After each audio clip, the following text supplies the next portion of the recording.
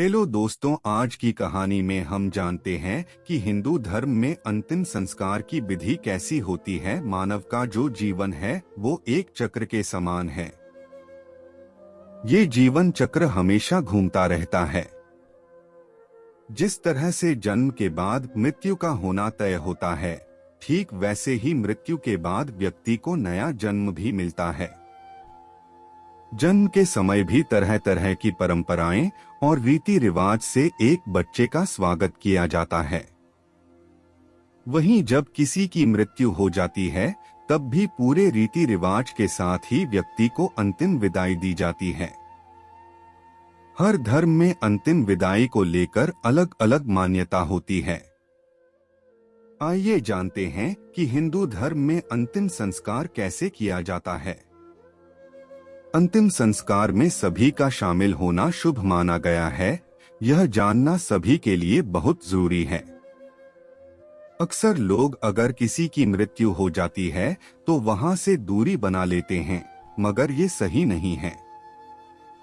बल्कि इसको तो बहुत सौभाग्य वाला माना गया है। जो भी लोग अंतिम संस्कार में शामिल होते हैं, उन्हें पुण्य की प्राप्ति होती है। 100 गज दूर तक बसे घरों के लोगों को भी इसमें शामिल होना चाहिए।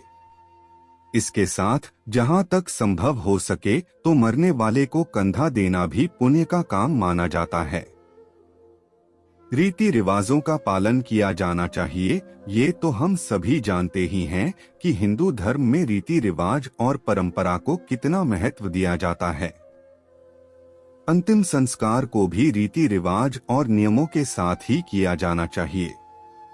जब तक सभी कार्य पूरे नियमों का पालन करके नहीं किए जाते हैं, तब तक आत्मा को शांति की प्राप्ति नहीं होती है। वहीं अगर अंतिम संस्कार पूरी विधि विधान से होता है, तो आत्मा के लिए नए शरीर में प्रवेश करने के जो द्वार होते हैं, वो खुल जाते हैं और उसको स्वर्ग में जगह मिल जाती है। हिंदू धर्म में बच्चों और साधु संतों को जलाने का रिवाज नहीं है, बल्कि इन्हें दफनाया जाता है।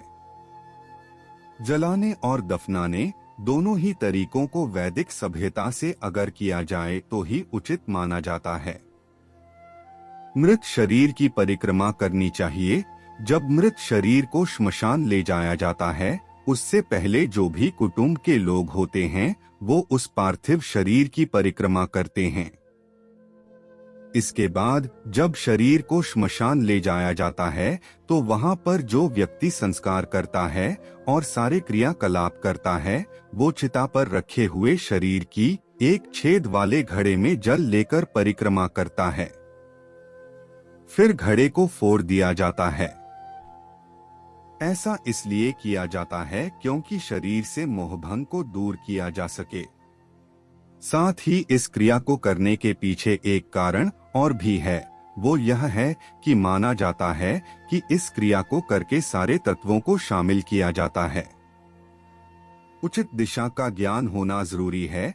जब भी शरीर को श्मशान तक ले जाया जाता है, तो हमेशा सिर को आगे और पैर को पीछे रखा जाता है। इसके बाद मृत शरीर को विश्रांत स्थल पर एक वेदी पर रखने की प्रक्रिया है।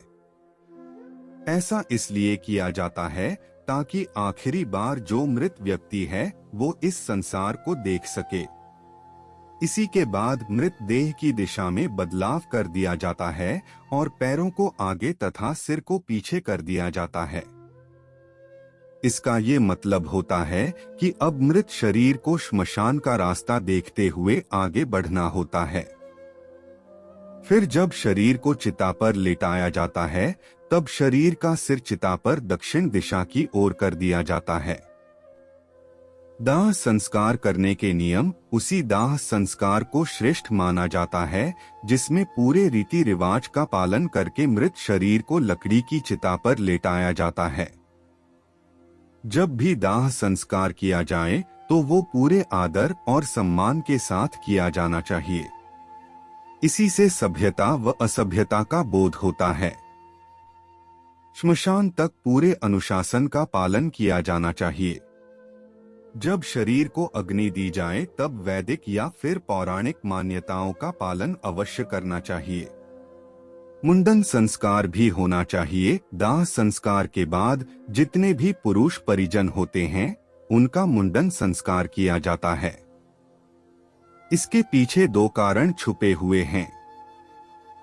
पहला कारण तो है कि इससे मृत व्यक्ति के प्रति श्रद्धा और सम्मान प्रकट किया जाता है। दूसरा कारण है कि जो भी संक्रमण का खतरा रहता है वो खत्म हो जाता है। मृत्यु के बाद शरीर में सड़न शुरू होने लगती है और बहुत सारे जीवाणु शरीर में अपना बसेरा बना लेते हैं। ऐसे में रिश्तेदार और परिवार के लिए शरीर को कई बार छू लेते हैं, श्मशान तक ले जाने तक। इसीलिए उनमें जीवाणु के जाने का खतरा हो जाता है। पिंडदान करना अनिवार्य। जब दाह संस्कार हो जाता है उसके बाद उठावना के रूप में तीसरा मनाया जाता है। फिर 10वें दिन शांति कर्म होता है जिसमें मुंडन संस्कार को शामिल किया जाता है। इसके बाद 12वें दिन पिंडदान किया जाता है और अंत में 13वें दिन मृत्यु भोज किया जाता है। व्यक्ति को मरने के बाद ऊपर के लोक में सफर करना होता है। इसके लिए व्यक्ति को ऊर्जा चाहिए होती है। ये ऊर्जा मृत आत्मा को उसके परिजनों के द्वारा पिंडदान करने से ही मिलती है। तो दोस्तों, कहानी कैसी लगी हमें कमेंट करके जरूर बताएं। धन्यवाद। हेलो दोस्तों, आज की कहानी में हम जानते हैं कि हिंदू धर्म में अंतिम संस्कार की विधि कैसी होती है। मानव का जो जीवन है वो एक चक्र के समान है। ये जीवन चक्र हमेशा घूमता रहता है। जिस तरह से जन्म के बाद मृत्यु का होना तय होता है, ठीक वैसे ही मृत्यु के बाद व्यक्ति को नया जन्म भी मिलता है। जन्म के समय भी तरह तरह की परंपराएं और रीति रिवाज से एक बच्चे का स्वागत किया जाता है।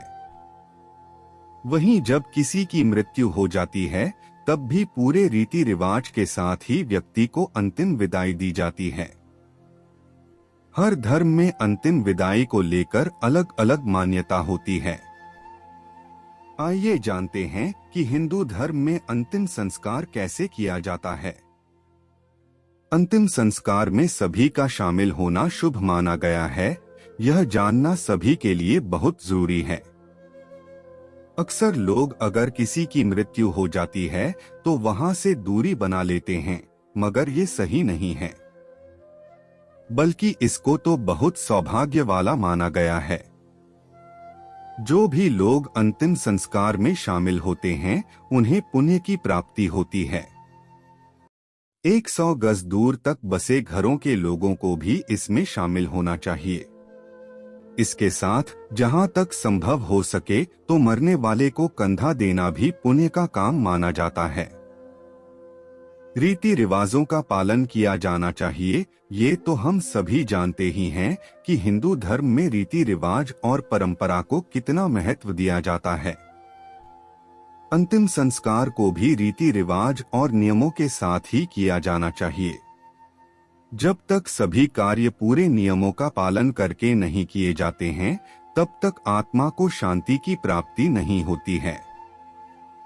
वहीं अगर अंतिम संस्कार पूरी विधि विधान से होता है तो आत्मा के लिए नए शरीर में प्रवेश करने के जो द्वार होते हैं वो खुल जाते हैं और उसको स्वर्ग में जगह मिल जाती है। हिंदू धर्म में बच्चों और साधु संतों को जलाने का रिवाज नहीं है, बल्कि इन्हें दफनाया जाता है। जलाने और दफनाने दोनों ही तरीकों को वैदिक सभ्यता से अगर किया जाए तो ही उचित माना जाता है। मृत शरीर की परिक्रमा करनी चाहिए। जब मृत शरीर को श्मशान ले जाया जाता है उससे पहले जो भी कुटुंब के लोग होते हैं वो उस पार्थिव शरीर की परिक्रमा करते हैं। इसके बाद जब शरीर को श्मशान ले जाया जाता है तो वहां पर जो व्यक्ति संस्कार करता है और सारे क्रियाकलाप करता है वो चिता पर रखे हुए शरीर की एक छेद वाले घड़े में जल लेकर परिक्रमा करता है। फिर घड़े को फोड़ दिया जाता है।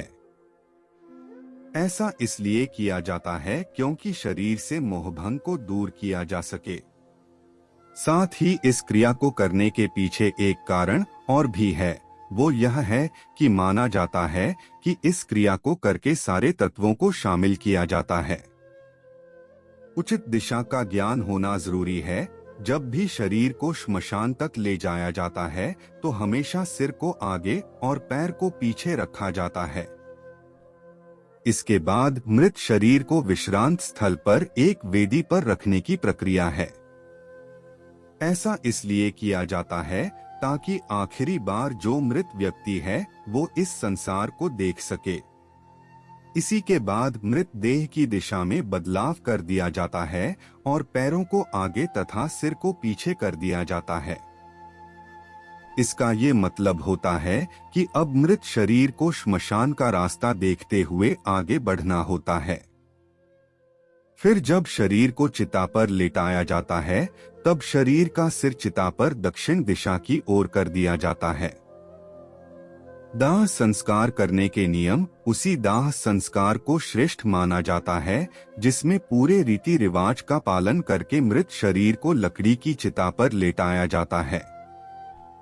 जब भी दाह संस्कार किया जाए तो वो पूरे आदर और सम्मान के साथ किया जाना चाहिए। इसी से सभ्यता व असभ्यता का बोध होता है। श्मशान तक पूरे अनुशासन का पालन किया जाना चाहिए। जब शरीर को अग्नि दी जाए तब वैदिक या फिर पौराणिक मान्यताओं का पालन अवश्य करना चाहिए। मुंडन संस्कार भी होना चाहिए। दाह संस्कार के बाद जितने भी पुरुष परिजन होते हैं उनका मुंडन संस्कार किया जाता है। इसके पीछे दो कारण छुपे हुए हैं। पहला कारण तो है कि इससे मृत व्यक्ति के प्रति श्रद्धा और सम्मान प्रकट किया जाता है। दूसरा कारण है कि जो भी संक्रमण का खतरा रहता है वो खत्म हो जाता है। मृत्यु के बाद शरीर में सड़न शुरू होने लगती है और बहुत सारे जीवाणु शरीर में अपना बसेरा बना लेते हैं। ऐसे में रिश्तेदार और परिवार के लिए शरीर को कई बार छू लेते हैं, श्मशान तक ले जाने तक। इसीलिए उनमें जीवाणु के जाने का खतरा हो जाता है। पिंडदान करना अनिवार्य। जब दाह संस्कार हो जाता है उसके बाद उठावना के रूप में तीसरा मनाया जाता है। फिर 10वें दिन शांति कर्म होता है जिसमें मुंडन संस्कार को शामिल किया जाता है। इसके बाद 12वें दिन पिंडदान किया जाता है और अंत में 13वें दिन मृत्यु भोज किया जाता है। व्यक्ति को मरने के बाद ऊपर के लोक में सफर करना होता है। इसके लिए व्यक्ति को ऊर्जा चाहिए होती है। ये ऊर्जा मृत आत्मा को उसके परिजनों के द्वारा पिंडदान करने से ही मिलती है। तो दोस्तों का